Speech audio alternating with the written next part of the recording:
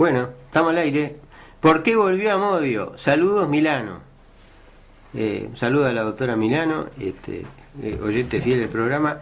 ¿Y por qué volvió Amodio? Esto es complicado de responder. Yo me animo a plantear dos hipótesis, ¿no? Una que volvió por la de él y otra porque volvió promocionado. La más directa, digamos, que volvió por la de él. Y bueno, volvió porque se ve que el bicho de dos patas tiene una necesidad congénita de autojustificarse, ¿no? Él sabía que su prestigio no andaba muy alto por estas tierras. Algunos amigos de él, como este muchacho Leitch, le hicieron la camita y volvió. Y después, bueno, le está pasando lo que le está pasando, ¿verdad? Que por supuesto nosotros estamos muy tristes porque no nos gusta ver gente en prisión domiciliaria. La otra versión es que fue directamente porque lo contrataron para hacer una tarea que es desprestigiar todo lo que es el movimiento revolucionario pasado, presente y futuro. ¿Verdad? Bueno. No choque, Pablito, si todos estamos en la misma bolsa. Eso le gusta al sistema. Abrazo, Graciela, perdón. Esa vos. Yo, argentino. Hola, William, una pregunta casi existencial. Si Estados Unidos puso o está ayudando a poner a pique el barril, el shale oil, eufemismo usado para fracking, era y es cara su extracción, y con los precios de antes de 2014 era rentable, ¿por qué se sigue sacando a 30? No entiendo. Si me ayuda a entender algo, gracias. La pregunta está muy buena. Y cuesta, hacia primera vista parece un absurdo, ¿no? Esto creo que hablamos, la raíz, las causas de esta caída brutal del precio del petróleo, que desmienten aquel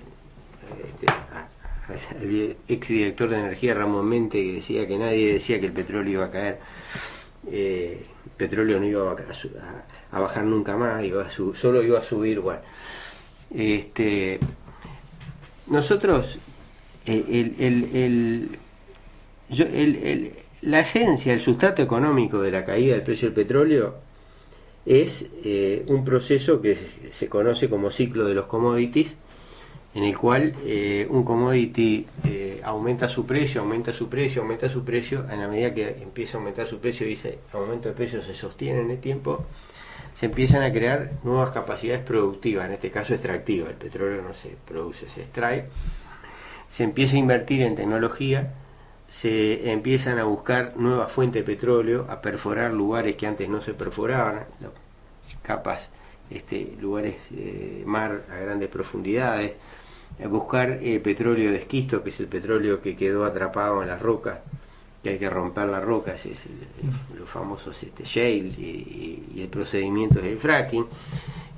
Las arenas que vienen mezcladas con bitumen en la provincia de Alberta, en Canadá, o en el Orinoco, en Venezuela. O sea, cosas que antes se consideraban marginales, no rentables, se vuelven rentables, empiezan a ser explotadas. Y empieza todo un desarrollo, empiezan a entrar en enormes masas de capital, ¿no? Para explotar esos recursos. Se empieza a crecer rápidamente la capacidad de extracción, de producción, ¿verdad? Y al final se produce una sobrereacción. Hay un término en inglés, no lo voy a decir, no vale la pena. Se produce una sobrereacción, ¿no? Y empieza un proceso de sobreproducción que crea las condiciones para que pase lo que está pasando ahora. Yo creo que colabora también un accionar político, en particular de Arabia Saudita y 2 o 3 estados del Golfo Pérsico, que tienen una enorme, son los que tienen, digamos, más elasticidad para aumentar la producción, ¿no? O para reducirla, y que han decidido colaborar en ese proceso económico que se venía dando en forma natural, entre comillas, natural de acuerdo al funcionamiento de la economía capitalista, ¿verdad? Para dejar afuera a otros productores, en primer lugar, precisamente los de Estados Unidos, que explotan utilizando métodos caros como es el fracking, ¿verdad?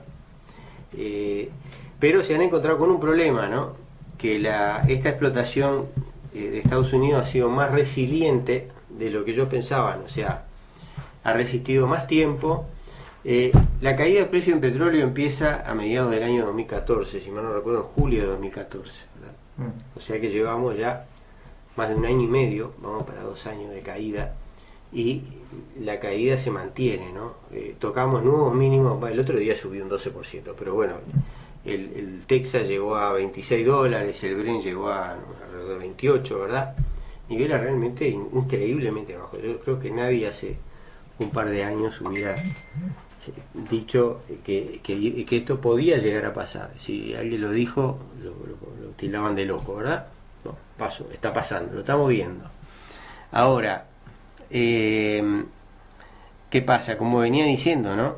Esta producción novedosa en Estados Unidos, utilizando el fracking, en vez de cerrar los pozos, se están cerrando pozos, ¿verdad? O se están abriendo mucho menos. Cada día, cada informe que salen mensualmente, semanalmente, hablan de menos pozos en explotación. Pero al mismo tiempo se hicieron más eficientes. O sea, ante la presión brutal esta de los precios, se hicieron más eficientes. Y después hay productores que están apretados, porque están endeudados, tienen que pagar la deuda, tienen que pagar la cuota. Entonces, es como un trabajador que no tiene más remedio que trabajar 3 turnos, ¿no? 2 turnos o 3 turnos, agarrar otro trabajo para pagar las cuotas del crédito hipotecario, de la tarjeta o lo que sea que tenga. Entonces tiene que trabajar más. En este caso, que tiene que hacer, producir más, ¿no? Entonces se crea un ciclo en el cual, en vez de caer la producción, más bien aumenta. La producción en Estados Unidos empezó a bajar, pero un poquito, el último mes creo aproximadamente, apenas empezó a bajar, muy poquito, ¿verdad?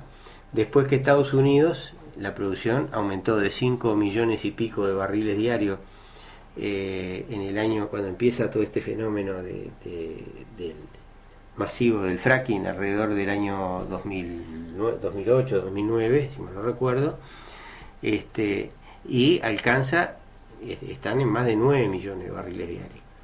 Fíjense, ¿no? Casi duplicó la producción, algo que nadie se imaginaba que podía pasar. Entonces esa es la razón de que siguen produciendo, a pesar de que muchas de estas empresas están produciendo pérdidas, están perdiendo plata, pero de todas maneras necesitan que entre plata en la caja, ¿verdad?, para pagar la deuda. Entonces siguen produciendo. ¿Hasta cuándo va a durar esto? Nadie sabe, pero yo creo que lo más probable es que los precios de petróleo se empiecen a normalizar, entre comillas, ¿no? A normalizar en la segunda mitad de este año, ¿verdad?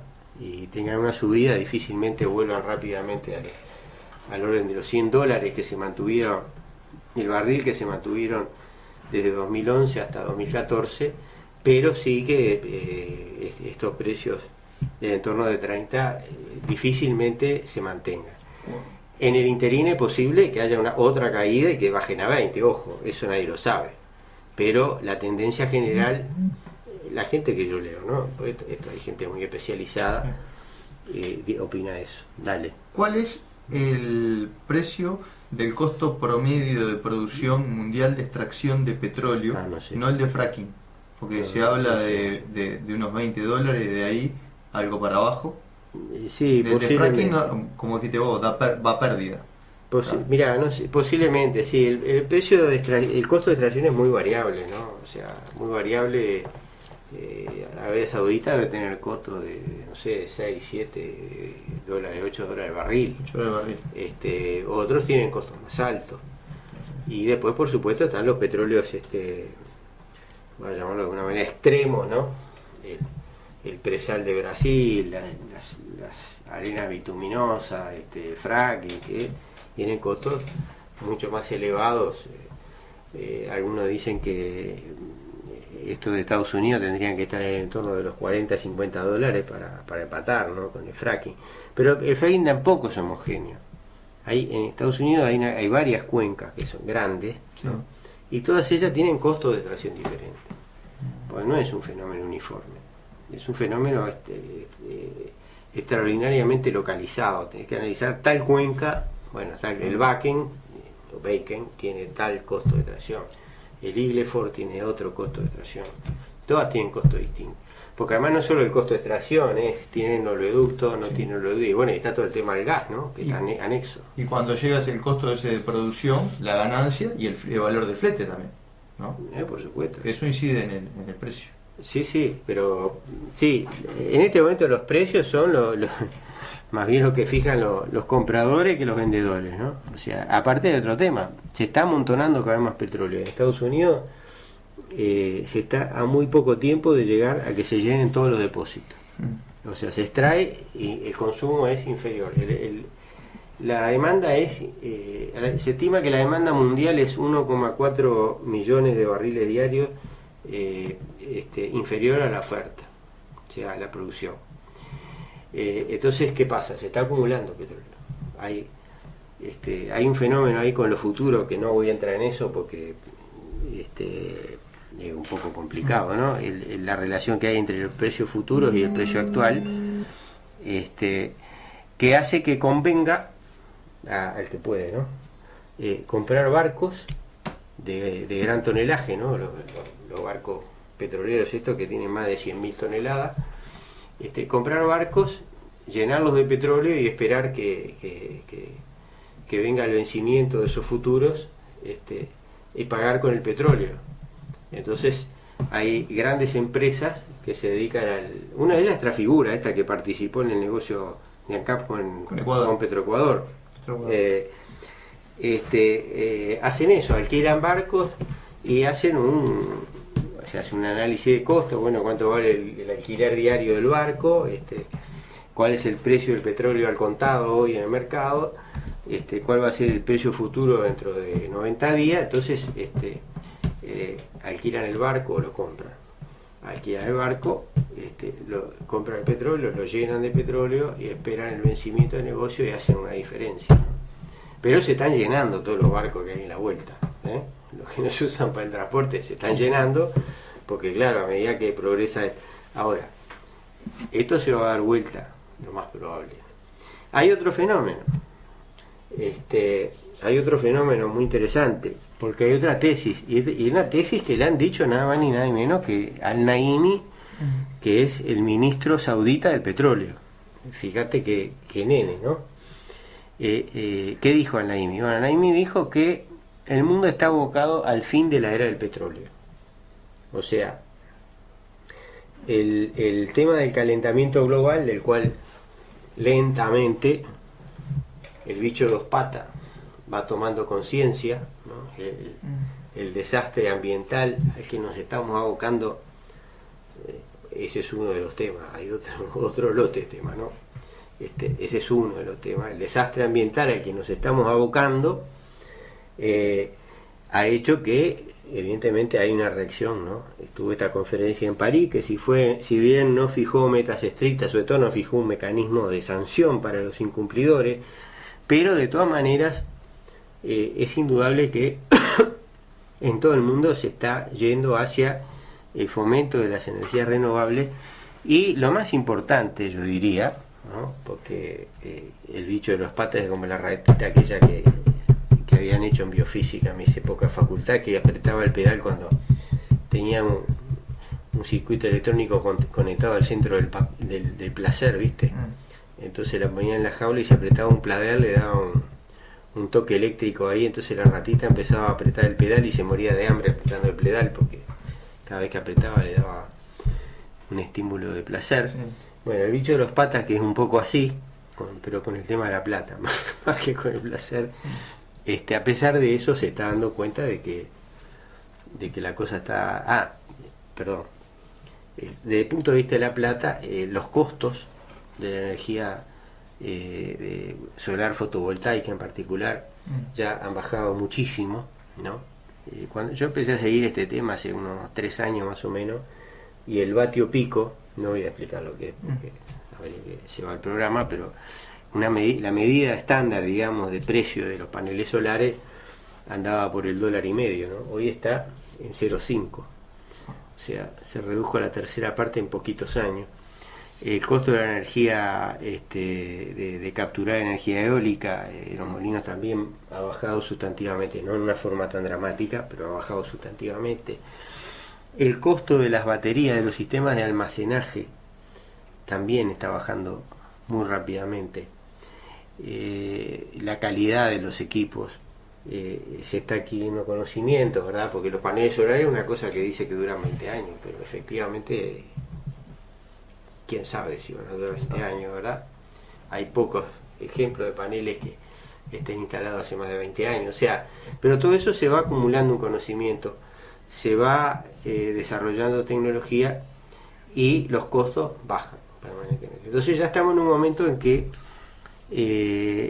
en todos los países se están desarrollando rápidamente la instalación de sistemas, de distintas formas de sistema de energía fotovoltaica, de energía eólica, los hidráulicos. La hidroenergía tiene muchos problemas, ¿no? Tiene sus propios problemas ambientales, ¿no? Y inunda zonas grandes de tierra, en fin, hay una serie de problemas. O sea que eso no, por ahí, por ese lado no hay mucho futuro. Y el gran desarrollador de todo esto es China, ¿no? China le está dando de punta y es el lugar donde se está instalando más capacidad de generación eléctrica. En China creo que se instala más de la mitad que de la total del mundo, ¿verdad? Por vía fotovoltaica y eólica, ¿no? Entonces, ¿qué pasa con el transporte? Bueno, los aviones no tienen solución, ¿no? Yo creo que los aviones siempre van a funcionar a derivados del petróleo, porque la densidad de energía que tiene el petróleo es insustituible por otra forma, ¿no? Pero los demás formas de transporte sí pueden transformarse a distintas variantes de la electricidad, ¿no? El almacenamiento en baterías de litio o la utilización de las células que producen energía eléctrica a partir de hidrógeno. O sea, hay 2 o 3 sistemas distintos que están ahí desarrollándose. El que está funcionando con más fluidez es el de los autos a partir de batería de litio. Y bueno, todo eso lleva a que el tema del petróleo empiece a achicarse, ¿no? Por lo menos, ahora, esto es una perspectiva a mediano plazo. Esto no va a pasar mañana, no va a pasar el año que viene, no va a pasar dentro de 3 años. Mientras tanto, yo creo que los precios va a pasar lo que yo venía diciendo antes, ¿no? Una gran volatilidad que puede llevar a que bajen a niveles impensables, pero como pasó ahora, ¿no? Bajó, no me acuerdo si fueron 2 o 3 días seguidos, llegó a 26 y creo que fue el viernes, subió un 12%, que suba el precio del petróleo un 12% desde el punto de vista económico, como uno se imagina, ¿no? Toda la inmensa masa de petróleo que se consume en el mundo y la plata, ¿no? Que eso representa, es algo increíble, ¿no? Porque no responde a ningún fundamento económico. El costo de producción de petróleo no varía un 12% en un día, ni en un año tampoco, ¿no? Entonces, pero bueno, todo eso, lo de la volatilidad es ruido de fondo. Lo esencial es que en algún momento va a empezar a acomodarse, ¿sí? Porque todo esto está complicado, como si hubiera pocos factores por el tema político del Medio Oriente, ¿verdad? Sí. O sea, lo que está redondeando lo de Al-Naimi, como fondo para todo esto hay de que puede ser negocio, porque uno piensa fríamente y dice, pero estos sauditas son tan hijos de la madre que están dispuestos a tirar abajo el ómnibus a sus propios nietos, porque se están apurando a quemar un recurso que no es renovable, ¿verdad? Cuando aumenta la producción, la mantienen en niveles elevados, evitan tomar políticas de reducción de la producción tratando de sostener el precio, todo eso para ganar cuota de mercado. Yo entiendo que alguien gana cuota de mercado cuando produce algo que no tiene límite la producción. Alguien que produce chorizo mientras pueda comprar carne y grasa y tripa y condimento, puede aumentar la producción, que trate de ganar cuota de mercado, algo natural, ¿verdad? Ahora, si vos estás vendiendo algo que cada barril que vendés es el último, ese barril no se va a producir más, ya está, lo gastaste, te quedan un montón abajo, tenés un océano de petróleo, pero cada uno que sacás es el último, ¿verdad? Entonces, esto que yo dije antes podría ser alguna forma de explicación. Y bueno, está todo el tema geopolítico, ¿verdad? Del Medio Oriente. O sea, evidentemente que alguna gente dicen, bueno, con esto están causándole un daño muy importante a Venezuela, a Rusia, a Irán, que son enemigos, ¿no?, del imperialismo, sin entrar a considerarlos agua bendita ni mucho menos, pero objetivamente están enfrentados, ¿verdad?, con Estados Unidos, con Arabia Saudita, con Israel, con Turquía, con la OTAN, con ese eje. Para nosotros es el eje del mal, ¿no?, el verdadero. Bueno,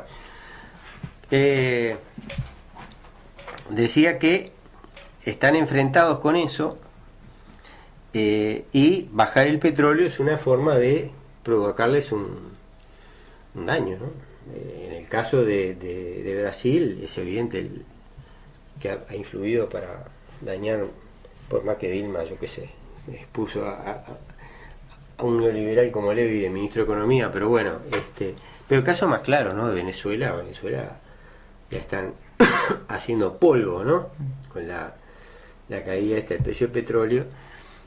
Rusia también está con problemas económicos, indudablemente. Irán, bueno, está todo el tema de las sanciones que se las levantan ahora, en realidad va a aumentar la producción. Pero hay otro razonamiento, bueno, si podía manejar el precio a su gusto, ¿por qué subieron los precios de Chávez? Llega al gobierno en 1998, ya no era de la simpatía de 1999, ya no era de la simpatía de Estados Unidos, después lo fue mucho menos. ¿Por qué subieron el precio después, verdad? Porque cuando Chávez asumió, el petróleo estaba, no sé, como 20 y pico de dólares. Entonces, ¿por qué lo subieron el precio? Entonces lo beneficiaron a Chávez, ¿no? Y beneficiaron a Putin también, todos estos años que el precio se mantuvo, primero subió en forma espectacular y después se mantuvo en valores muy altos durante 3 años. Entonces yo creo que la explicación así simplista en base a ese solo factor, a mí no me convence, ¿verdad? O sea, en fin, no voy a plantear un término absoluto, pero no me convence. Un pequeño comentario sobre la suba del dólar esta semana. Abrazo, el Gaita. Bueno, íbamos a hablar más de la economía uruguaya, pero bueno, se fue el tiempo contestando preguntas y otras cosas que son importantes. 5 minutos te quedan todavía, de los oyentes. El dólar. Bueno, el dólar en definitiva, el precio del dólar en el Uruguay depende básicamente del ingreso y la salida de dólares, ¿no?, del flujo. O sea, si el ingreso es mayor que la salida, el precio del dólar baja, y si la salida es mayor que el ingreso, el precio del dólar sube, ¿no? O sea, si hay muchos empresarios, empresarias, empresas nacionales o extranjeras que quieren construir viviendas, silos para guardar la soja, que compran una estancia y le hacen una casa y le hacen un gran galpón y un sistema de ensilaje y le hacen un sistema de agua para no sé qué y hacen instalaciones nuevas de ganado o lo que sea, ¿no? Para todo eso, ¿qué tiene que hacer? Bueno, sacar plata, porque todo el mundo atesora en dólares, ¿no? En Uruguay eso es así desde hace muchísimos años, ¿no? Y sigue siendo así, ¿verdad? Y por mucho tiempo va a seguir siendo así, me animo a pronosticar. Entonces, si esa señora, ese señor hace eso, ¿qué hace? Saca dólar del banco, lo vende y con eso gasta en cosas que son mayoritariamente en pesos, principalmente el factor productivo más importante, que es la fuerza de trabajo, ¿no? A los trabajadores se le pagan pesos. Entonces, ¿eso qué hace? Cada vez que sale a vender dólares, hace fuerza para que el dólar baje. Y eso fue lo que pasó en el ciclo económico del Uruguay a partir del año 2004. Entonces lo que vimos, un fortalecimiento del peso uruguayo, una tendencia a la caída del dólar, y un banco central que, para evitar que el fenómeno fuera todavía más extremo, tomó la política de comprar dólares y emitir deuda en pesos para esterilizar esos pesos que volcaba, porque nunca dejó de haber una inflación relativamente elevada, por encima de las metas esas que fijaba el central, y en términos de la comparativa internacional, ¿verdad? Inflación creo que nunca bajó del 7% anual y siempre con tendencia ascendente, ¿no? Entonces, ese fue el mecanismo que utilizó el central. En determinado momento, cuando ya la cosa lo estaba superando, puso algunos controles de capitales, todo eso hemos hablado mucho en el programa. Y bueno, ¿y ahora qué está pasando? Y bueno, que está revirtiendo el proceso, ¿verdad? O sea, en la medida que una empresa tiene utilidades en pesos porque vende en plaza y ya no quiere invertir más, ¿qué hace? Agarra esos pesos, después que cubrió todos sus costos, lo que es ganancia, compra dólares. Entonces, y eso hace que el dólar tienda a subir. Entonces se está revirtiendo el fenómeno, el Banco Central vende dólares casi todos los días, las reservas bajaron de 8.000 y pico millones de dólares a menos de 4.000, están en 3.700 más o menos. Bajó también la deuda en letras de regulación monetaria porque no las han ido renovando, ¿no? Y el dólar sube. Esa en definitiva la explicación en un contexto más general de estancamiento económico, de la tendencia a una caída de la actividad, de la cual hemos hablado, habíamos hecho alguna gráfica de eso, pero eso quedará para otro programa, pero lo que creo que es evidente, sin tener mucho número, cualquiera que ande en la calle, es que la cosa se está estancando, ¿verdad? Está estancada con tendencia a la reducción de la actividad económica, y esto es una parte de ese fenómeno. Y con esto nos despedimos, Pablo. Y nos vemos el próximo lunes. Buenas noches a los oyentes.